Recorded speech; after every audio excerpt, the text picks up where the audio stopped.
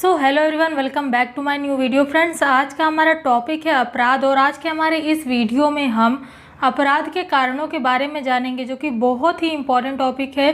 तो इसलिए वीडियो को पूरा एंड तक वॉच करिएगा, बिल्कुल भी स्किप मत करिएगा। फ्रेंड्स, वीडियो अगर पसंद आए तो वीडियो को लाइक और ज़्यादा से ज़्यादा लोगों के साथ शेयर ज़रूर करिएगा, जिससे कि ये वीडियो ज़्यादा से ज़्यादा लोगों तक पहुंच सके।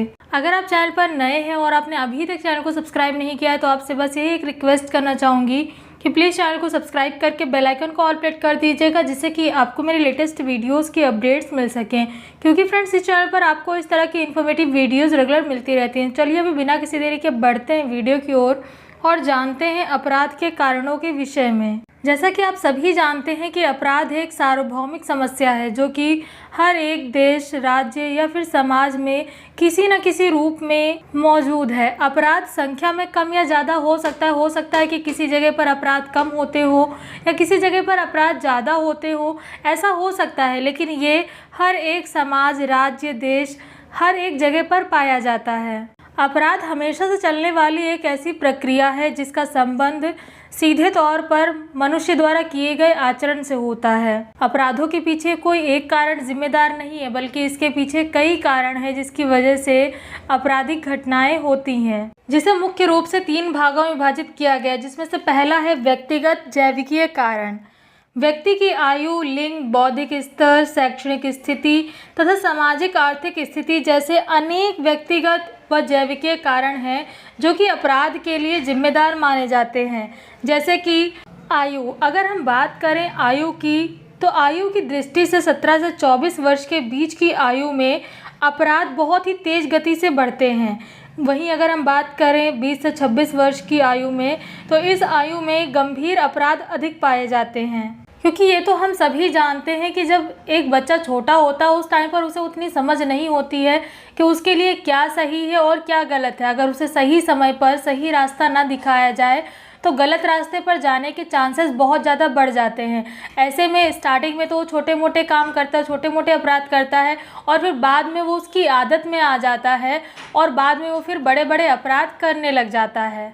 इसके अलावा यह भी देखा गया है कि अपराध की दर महिलाओं की अपेक्षा पुरुषों में ज़्यादा होती है, क्योंकि पुरुषों का स्वभाव जो होता है वो अधिक आक्रामक होता है। उनको गुस्सा बहुत जल्दी आता है, उन पर काम का ज़्यादा प्रेशर होने के कारण उनमें मानसिक तनाव भी ज़्यादा पाया जाता है, जिसकी वजह से कई बार वे ऐसा काम कर बैठते हैं जो कि उन्हें नहीं करना चाहिए, जो कि अपराध की श्रेणी में आता है। न केवल इतना, बल्कि कई बार तो व्यक्ति का शारीरिक दोष भी व्यक्ति के द्वारा किए गए अपराध का कारण बन सकता है। जैसा कि आप सभी जानते हैं कि हर एक व्यक्ति के शरीर की बनावट, उसका रंग, रूप, आकार सब अलग अलग होता है। सबके शरीर की बनावट एक जैसी नहीं होती है।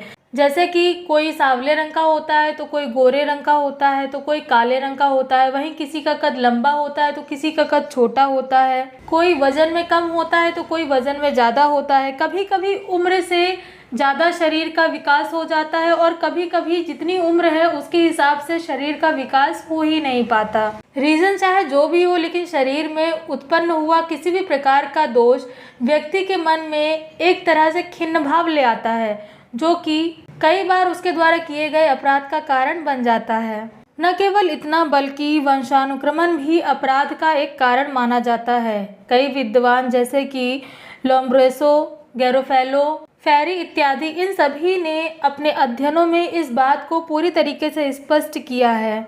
इनका ये मानना है कि जो अपराधी होते हैं वे जन्म से ही दूसरों से अलग होते हैं। उनके हाव भाव दूसरों से अलग होते हैं, वे सबकी तरह नहीं होते हैं। एक बच्चा जब जन्म लेता है तो वो जन्म से ही अपराधी प्रवृत्तियां साथ लेकर आता है। लोम्ब्रोसो का ये मानना था कि अपराधी व्यक्तियों में कुछ ऐसी शारीरिक विशेषताएं होती हैं कि उन्हें सरलता पूर्वक सामान्य व्यक्तियों से अलग किया जा सकता है। अपनी इस बात को साबित करने के लिए, अपने इस सिद्धांत का प्रतिपादन करने के लिए कि बच्चा जन्म से ही अपराधी होता है, उन्होंने इटली की जेल में बंद कई अपराधियों का अध्ययन किया। लगभग 383 मृत अपराधियों की खोपड़ियों का अध्ययन किया और फिर बाद में 15 ऐसी विशेषताओं को जाना जो केवल अपराधियों में तो देखी जा सकती थी, लेकिन सामान्य व्यक्तियों में बिल्कुल नहीं। लोम्ब्रोसो की इस विचारधारा को बाद में गोडार्ड तथा गैरोफेलो ने भी स्वीकार किया था। इसके अलावा एक दूसरा महत्वपूर्ण कारण है मनोवैज्ञानिक कारण, जो कि अपराध को बढ़ावा देता है।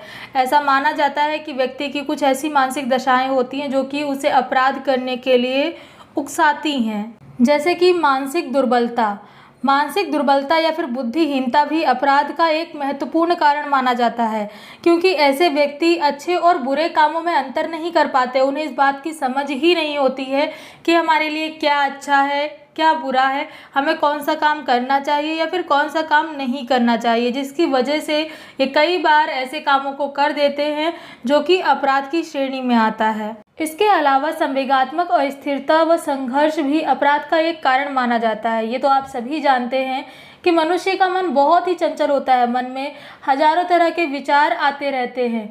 वो विचार कभी व्यक्ति के मन में प्रेम जगाते हैं तो कभी ईर्ष्या भाव लेकर आते हैं। मतलब अलग अलग तरह के भाव व्यक्ति के मन में आते रहते हैं। इसके रीज़न कई हैं। हो सकता है शारीरिक बदलाव के कारण हो रहा हो या फिर सामने जो परिस्थितियां हैं उनकी वजह से हो रहा हो। रीज़न चाहे कोई भी हो, लेकिन व्यक्ति के मन में ये सभी भावनाएं कभी कभी नियंत्रण से बाहर हो जाती हैं और उस टाइम पीरियड पर उसके मन में जो मानसिक तनाव आता है उसकी वजह से कई बार वो आपराधिक कार्य कर बैठता है। उदाहरण के तौर पर अगर हम देखें, मान लीजिए कोई व्यक्ति ऑफिस में जाता है काम करने के लिए, वहाँ पर वो अपनी पूरी मेहनत से काम करता है, लेकिन इसके बाद भी अगर उसको वो रिजल्ट ना मिले जिसकी उसने कामना की थी, बल्कि उसके बदले किसी और को मिल जाए, तो ऐसे में उसके मन में जलन और ईर्ष्या भावना उत्पन्न होने लगती है। और कई बार अपनी इस ईर्ष्या और जलन में व्यक्ति वो काम कर बैठता है जो उसे नहीं करना चाहिए, जो कि अपराध की श्रेणी में आता है। इसके अलावा कई ऐसी मानसिक बीमारियां भी होती हैं जो कि व्यक्ति को अपराध करने के लिए प्रोत्साहित करती हैं, व्यक्ति द्वारा किए गए अपराध का कारण बनती हैं, जैसे कि हीन मनोवृत्तियाँ, हिस्टीरिया, मेनिया। ये सभी ऐसी मानसिक बीमारियां हैं जो कि व्यक्ति को अपराध करने के लिए उकसाती हैं। कई बार व्यक्ति के मन में हीन भावना इतनी ज़्यादा बढ़ जाती है कि वो अपराध कर बैठता है।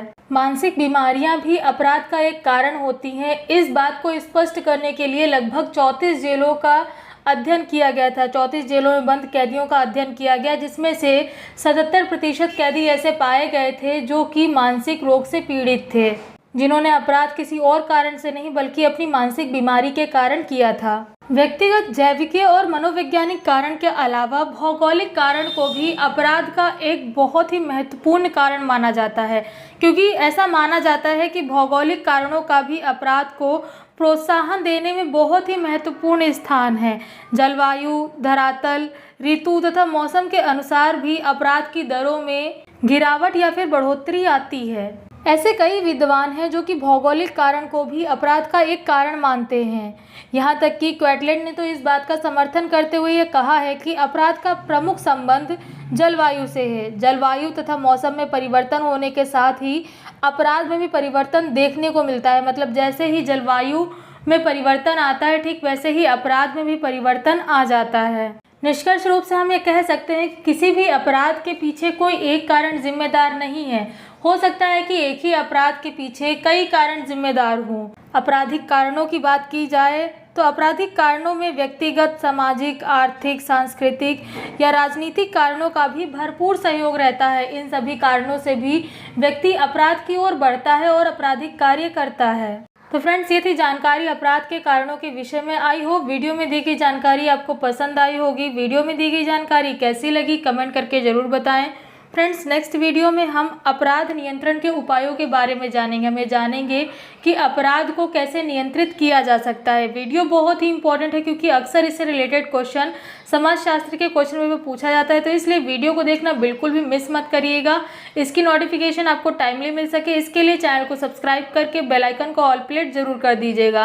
फ्रेंड्स, वीडियो अगर पसंद आया हो तो वीडियो को लाइक और ज़्यादा से ज़्यादा लोगों के साथ शेयर जरूर करें, जिससे कि वीडियो ज़्यादा से ज़्यादा लोगों तक पहुँच सके। अगर आप चैनल पर नए हैं और आपने अभी तक चैनल को सब्सक्राइब नहीं किया है तो चैनल को सब्सक्राइब करके तुरंत ही बेल आइकन को ऑल प्लेट कर दीजिएगा, जिससे कि आपको लेटेस्ट वीडियोस के अपडेट्स मिल सके। तो फ्रेंड्स, आज की वीडियो में बस इतना ही। मिलते हैं नेक्स्ट वीडियो में कुछ नई जानकारियों के साथ।